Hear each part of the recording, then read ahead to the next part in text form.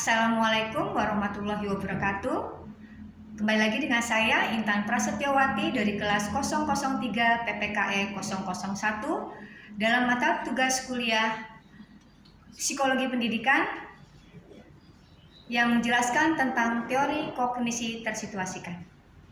Baiklah, akan saya jelaskan tentang teori kognisi tersituasikan beserta prosesnya.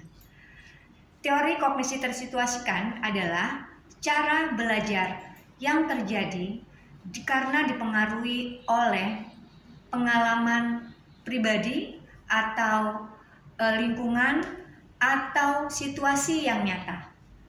Jadi artinya seseorang akan lebih mudah memahami pembelajaran atau memahami sesuatu jika itu dilakukan dalam kehidupan sehari-hari.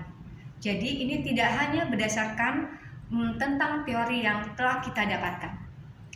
Misalnya adalah atau contohnya adalah siswa itu belajar jual beli, di mana kalau kita bisa contohkan kita adakan market day, di mana pembeli itu adalah sebagai siswa-siswa yang terlibat di sekolah dan juga penjual juga merupakan siswa-siswa yang ada di sekolah.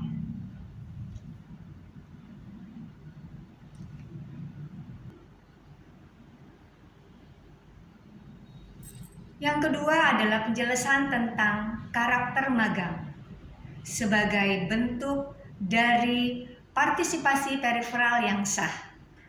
Yang kita ketahui bahwa adalah magang itu merupakan proses belajar dengan cara ikut terlibat langsung dalam kegiatan yang dilakukan oleh ahlinya. Contohnya, misalnya siswa SMA atau SMK yang PKL atau praktik kerja lapangan di bengkel atau di tempat-tempat yang lain. Awalnya siswa-siswi ini melihat proses yang dilakukan oleh sang ahli.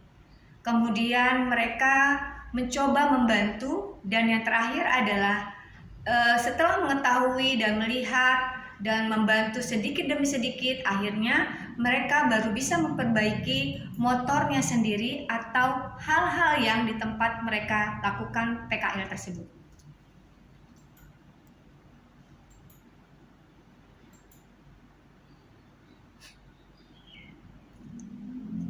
Selain magang itu sendiri, ada bentuk lain seperti yang pertama adalah cognitive apprenticeship, yaitu belajar tentang cara berpikir.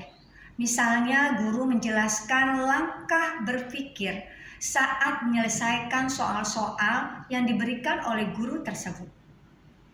Yang kedua ada peer learning, di mana di sini adalah pembelajarannya bersama dengan teman-teman.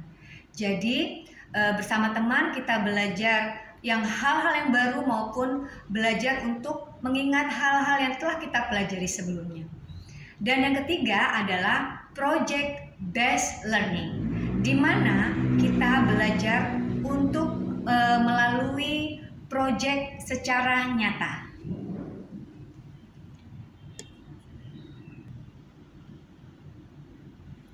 Yang keempat adalah implikasi dalam pembelajaran di kelas oleh guru berdasarkan teori kognisi tersituasikan ini.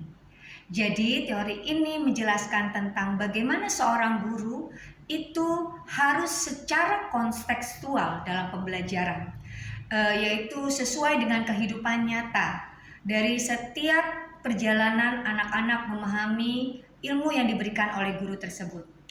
Yang kedua adalah aktif, di mana siswa tersebut terlibat langsung dalam pembelajaran tersebut. Yang ketiga adalah kolaboratif, di mana kita atau siswa maupun guru belajar bersama-sama memberikan masalah, menemukan masalah, dan menyelesaikan masalah itu sendiri. Yang keempat adalah bertahap, di mana pembelajaran itu baiknya dimulai dari hal yang mudah, baru kemudian ke tahap yang lebih susah atau lebih sulit, sehingga anak-anak atau peserta didik dapat lebih memahami pembelajaran yang diberikan oleh guru di kelas. Nah, teman-teman semua, itulah tadi penjelasan saya tentang teori kognisi situasikan baik mengenai proses maupun karakteristik dan sebagai implementasi itu sendiri.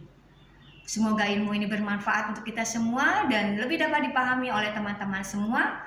Terima kasih. Wassalamualaikum warahmatullahi wabarakatuh.